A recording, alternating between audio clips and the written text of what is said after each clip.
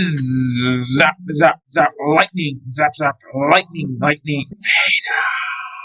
Hello everybody, we've had some new LEGO Star Wars sets revealed and leaked for 2026 which we're going to be talking about today. Kicking things off, we have the 75454 Imperial Remnant AT-AT with INT4. It'll cost $160, have 1,453 pieces, and is releasing on August 1st. It's based on the recently released Mandalorian and Grogu movie, and it looks like an okay AT-AT. Starting off with the minifigure selection, it has a solid lineup. Grogu and the Mandalorian with their brand new mold and prints respectively, an Imperial Remnant Warlord with an excellent torso and leg design, an AT-AT driver, a standard snowtrooper, and two Imperial Remnant snowtroopers. The Imperial Remnant snowtroopers in particular have a cool helmet design with what looks to be a new mold and some excellent printing. For $160, it could have used another minifigure or two, but the included minifigures are all relatively good. Looking at the AT-AT now, it doesn't look great to say the least. The body for the most part is fine and is acceptable for a downscaled AT-AT. However, the head of the AT-AT is proportioned very weirdly compared to the rest of the build. It looks too small and too flat for the AT-AT, and it just doesn't look that good. To give it its due merit though, it can fit two pilots, which is miraculous considering its size. It also has a set of spring-loaded shooters as is custom. The body is fairly smoothly designed with a good combination of studs and tiles showing. Both the left and side panels can lift up completely, and the interior has enough space to store minifigures and the included INT4 vehicle. The INT4 is a small aerial vehicle that does look a bit ridiculous, but it's also a nice inclusion to have. The back panels of the AT-AT are also capable of opening up, and the interior space can fit a speeder inside, as is usual for AT-AT models. The legs are posable, giving this AT-AT some much needed dynamism, and are all sturdily built. Overall, this is a passable AT-AT with a nice minifigure selection, a decent build, and a cool new secondary vehicle. But considering how good previous AT-ATs have been, it does feel like a bit of a letdown. Moving on to our next set, we have the 75453 Offworld Sandcrawler and Mudhorn. It'll cost $200, have 1,683 pieces, and release on August 1st. It's based on the Mandalorian TV show Season 1, and overall I'd say that it looks great.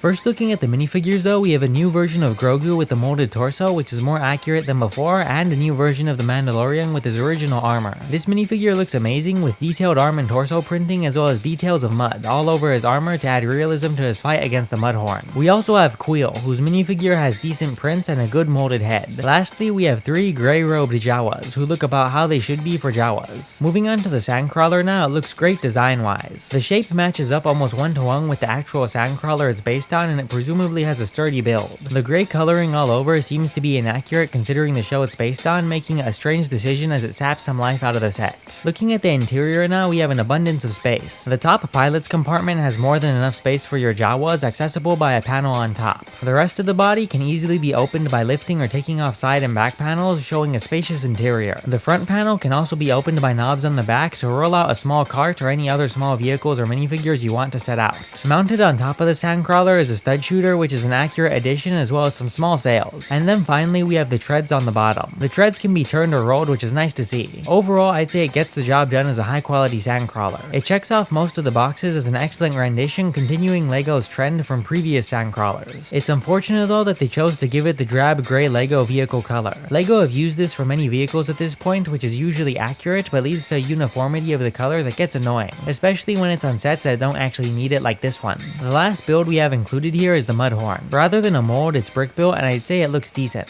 LEGO have been hit or miss with brick built animals, but the Mudhorn seems to be good, with the excellent head design and the accurately rhinoceros shaped body. Overall, the Sandcrawler and Mudhorn are both great builds, as is the minifigure selection, although a couple more Jawas would have been warranted considering the $200 price tag. Next up we have the 75455 Boba Fett buildable character. It'll cost $170, have 1,544 pieces, and release on August 1st. This is a top quality buildable character and continues LEGO's great run of making them. LEGO are genuinely getting these close to action figure territory in terms of accuracy, which is impressive considering that they're made of Legos. The arms, legs, and torso are all well put together with a nice level of detailing and fairly accurate colors. The arms are posable and hold his firearm. On the back of Boba Fett is his jetpack, which is integrated very well. His helmet also looks fine, but it's disappointing not to see the iconic dent from his helmet represented here. To round off the set, we have an information plaque plaque with printed details about Boba Fett, his equipment, and his ship, and a highly detailed Boba Fett minifigure which looks amazing. It has arm printing, great torso and leg prints, and a phenomenal helmet which represents all the weather detailing which is present on it during Return of the Jedi very well. Overall, although it's an expensive set, this is a great buildable character of Boba Fett with few complaints to be had. Lastly, we've had some new information on the UCS Executor Super Star Destroyer. It'll be numbered 75457, have 6,130 pieces, released on October 1st, and will cost somewhere between $700 and $800, with $800 being much more likely. The included minifigures, among others, will be Darth Vader and several of the bounty hunters we see in The Empire Strikes Back, such as Boba Fett, Bosk, Zuckuss, and Forlom.